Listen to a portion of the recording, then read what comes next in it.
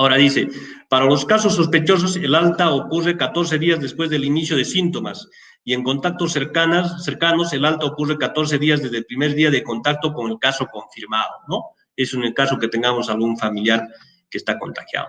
Entonces, yo he querido leer esta parte porque hay muchas preguntas que se dan sobre este punto y yo creo que la 448 ya es algo más clara en relación a este punto.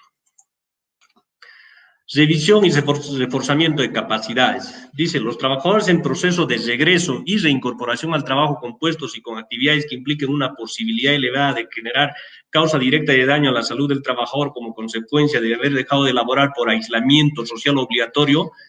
Entonces, en estos casos, el empleador deberá brindar la revisión, actualización o reforzamiento de los procedimientos técnicos que realizaba antes de la cuarentena. Esto es importante, porque hay algunos trabajadores que han estado pues 4, 5, hasta 6 meses sin desarrollar actividad en la empresa. Y estos trabajadores, cuando desarrollaban sus actividades, maquinarias o herramientas pues que suponían un alto riesgo. Entonces, obviamente una de las obligaciones de todo empleador es pues capacitarlos a los trabajadores, ¿no? Para que las actividades que van a desarrollar sean plenamente seguras. Entonces, lo que nos deja entrever este artículo es de que en este periodo de aislamiento social obligatorio muchos trabajadores quizá hayan perdido esas habilidades o esos conocimientos que de no existir una especie de reinducción podrían generar graves peligros y riesgos pues, al trabajador y a la empresa en su conjunto.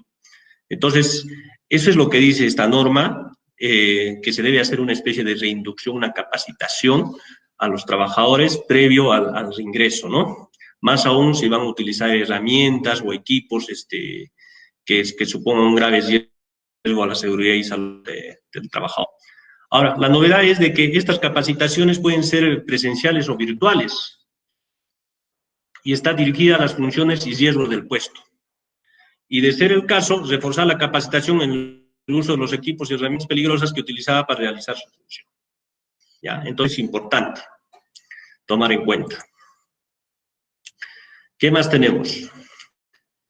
El responsable del Servicio de Seguridad y Salud en el Trabajo deberá gestionar para todos los trabajadores, ¿qué cosa? La aplicación de las pruebas serológicas o moleculares, ¿no? Les decía esa consulta que siempre hacen a través de las llamadas telefónicas. Debo aplicar a todos mis trabajadores la prueba serológica. Entonces acá la ley también, la RM es clarísima y dice que solamente es obligatorio en el caso de los trabajadores de puestos con alto o muy alto riesgo, ¿no? En esos casos es obligatorio. Y en el caso de mediano riesgo y bajo riesgo, será obligatorio siempre y cuando el profesional de salud del Servicio de Seguridad y Salud así lo señale. Si no lo señala, no es obligatorio. Pero si bien es cierto, no es obligatorio, es facultativo. O sea, hay muchos empleadores que realmente sienten una preocupación genuina por sus trabajadores, por la salud de sus trabajadores, porque hay que recordar que el activo principal de toda empresa pues son los trabajadores. Entonces, si nuestros trabajadores no están debidamente atendidos en su salud, entonces obviamente la productividad pues va a ser mínima. Entonces muchos empleadores conscientes de ello, lo que hacen es también establecer medidas adicionales superiores a los estándares mínimos que señala la ley, ¿no? Hemos visto, por ejemplo, que hay empresas medianas empresas que les aplican estas pruebas serológicas o moleculares a sus trabajadores. Muy bien, pasemos entonces el tema de los trabajadores con factores de riesgo para COVID-19. Eso también son preguntas recurrentes que se hacen a través de nuestras líneas telefónicas y la norma también acá señala, ¿no?, qué es lo que se debe hacer en esos casos, ¿no? Dice, las personas que se encuentren en alguno de los siguientes supuestos deben realizar prioritariamente trabajo remoto. Prioritariamente. Por ejemplo, aquellos trabajadores que son mayores de 65 años.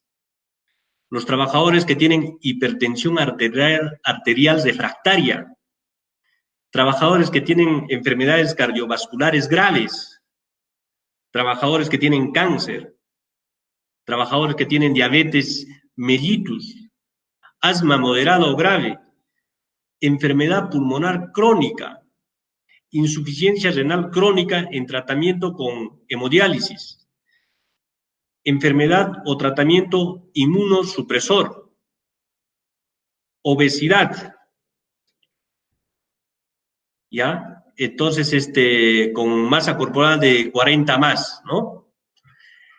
Entonces, en estos casos, el empleador debe priorizar el trabajo remoto, ¿no? Yo creo que si ha habido una gran lección que hemos aprendido en todo este periodo de la pandemia, es justamente esta posibilidad que nos ha dado, pues, la tecnología, ¿no?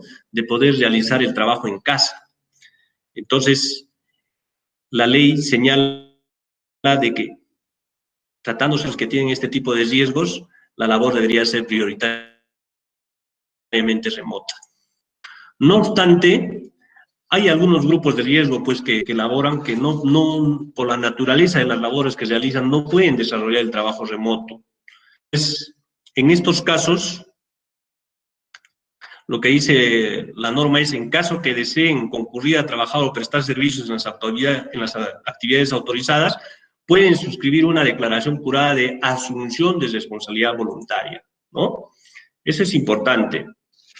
Hay muchos trabajadores, pues, que tienen algunos riesgos para su salud, pero ellos quieren seguir trabajando, ¿no? Algunos dicen, más me enfermo estando en mi casa, el estrés, etcétera, yo prefiero salir soy consciente de, digamos, de las restricciones que tengo, pero yo quiero seguir laborando. Entonces, la ley da esa posibilidad de que el trabajador pueda firmar una declaración jurada de asunción de responsabilidad voluntaria, ¿ya? Pero es importante señalar, y esto lo hemos visto bastante a través de nuestros equipos de inspección, que en ningún caso se puede ejercer algún tipo de coacción para la firma de este documento, ¿no?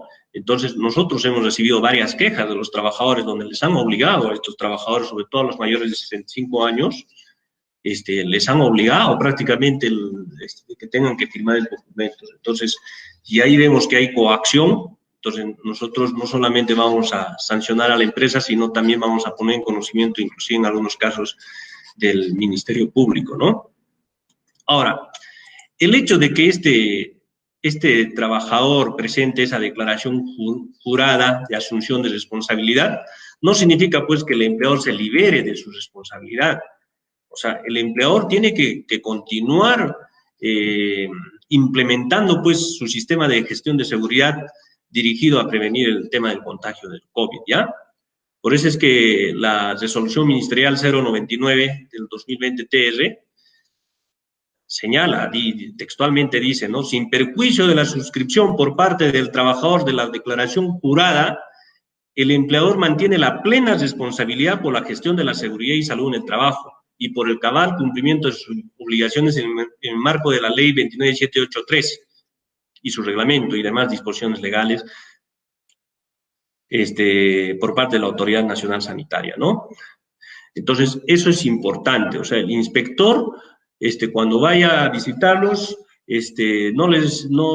cuando ustedes le exhiban esta declaración jurada, no significa, pues, que ustedes dejen de implementar todas estas medidas de seguridad que señala ERM 448, ¿no? Y las que señala la Ley de Seguridad. Entonces, el inspector va a continuar haciendo su trabajo y va a verificar si, pese a que el trabajador ha presentado esta declaración jurada, el empleador está cumpliendo o no está cumpliendo con los de seguridad, en particular el cumplimiento de estos 7 lineamientos, ¿no? Por eso es que dice que la Autoridad Inspectiva de Trabajo, en el ámbito de sus competencias, ejerce labores de prevención, supervisión, fiscalización y sanción del cumplimiento de las disposiciones contenidas en la presente resolución. Y ojo que nosotros, como sistema inspectivo, no solamente concurrimos a un centro laboral para hacer fiscalizaciones, no solamente a pedido de parte o por denuncia del trabajador, sino organizamos operativos inopinados, como el que le estaba señalando, ¿no? Entonces, muchas veces, inclusive, estos operativos lo hacemos de manera conjunta con otras autoridades. Entonces, mi recomendación es de que, si bien pueden existir unos trabajadores que desean continuar laborando, de todas maneras tienen que firmar esta declaración jurada pero el empleado debe ir implementando pues